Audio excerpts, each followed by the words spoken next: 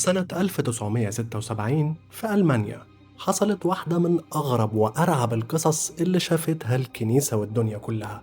أناليس ميشيل، بنت صغيرة وكاثوليكية متدينة، بدأت تتحول بطريقة مخيفة. أصوات غريبة بتطلع منها وجسمها بيتصرف كأنه مش بتاعها.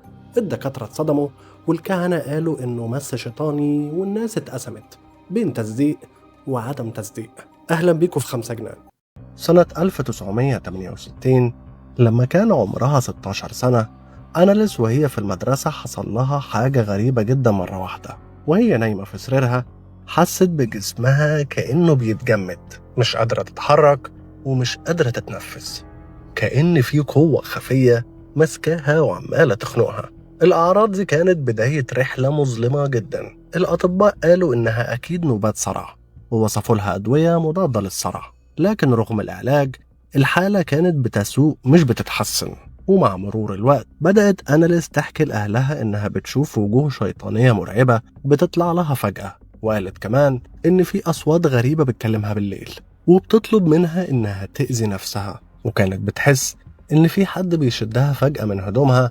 وساعات كانت تيجي تبص في المراية وتنهار مرة واحدة كأنها شايفة كائنات مش موجودة حوالينها. ومش بس كده، دي ابتدت ترفض دخول الكنيسة، وكل ما تدخل الكنيسة تحس إنها بتتحرق من جوه. مفيش تفسير طبي ممكن يبرر اللي بيحصل لها ده. الأسرة بدأت تتنقل من دكتور لدكتور، وكل دكتور بيقول لها إن دي حالة نفسية بسبب الضغوط الدينية اللي عليها أو صراع نفسي غير اعتيادي. لكن أهلها كانوا شايفين حاجة تانية خالص، شايفين بنتهم بتضيع منهم يوم ورا يوم وحالتها بتسوء جدا، وإنهم ممكن يخسروها لو ملحقوش بسرعة يشوفوا حل. وفعلا سنة 1973 الأسرة راحت للكنيسة، بس المرة دي طلبوا جلسة طرد أرواح شريرة. في الأول الكنيسة الألمانية رفضت تماما لأن مفيش أدلة كافية ومحتاجة الحالة تبقى أوضح عشان تعمل كده، لكن الوضع ازداد سوءا لدرجة إن الكنيسة اضطرت في الآخر إنها توافق.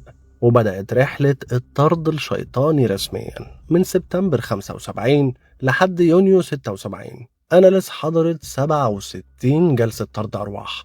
كل جلسة كانت مدتها ساعات طويلة. كانت بتصرخ بصوت مش صوتها وبتتكلم بلغات مفيش أي حد علمها لها. ده غير إنها كانت بتتحرك زي الحيوانات، تزحف على الأرض وتعض نفسها وتضرب راسها في الحيطة. والأغرب من كل ده إن في التسجيلات بتاعتها أناليس كانت بتقول إن جواها 6 أرواح شيطانية، من ضمنهم هتلر ونيرون، وإنهم بيتكلموا معاها وبيتحكموا تماما في جسمها.